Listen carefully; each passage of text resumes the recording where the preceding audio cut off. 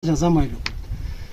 Келишимдин кайрында жазылып турат. Ошол 2 жылдан кийин, же 3 жылдан кийин, же 4 жылдан кийин булар бутуна тургандан кийин анан 200 киши камсыз болот деп кайрында жазылып турат.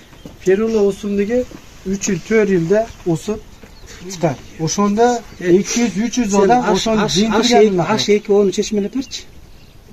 Сен Ферула эле Ферул, сен экологсуң. Ферула ошондо. Биологсуң. H2 onu чечмелеп берчи мага.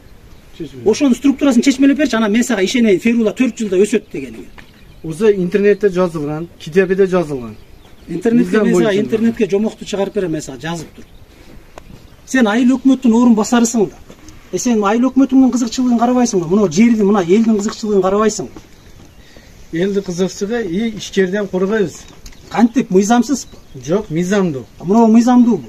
Мыйзамдуу коргойбуз. Эndi буну мыйзамдуу кетишти. Мына ошерге орнатып кетишти. Бирок энди буну түшүнүктүү тууганым, сен H2 onu билбегенден кийин анан биология жөнүндө, Ферула жөнүндө сүйлөбөйлү кой, болду. Макулбу?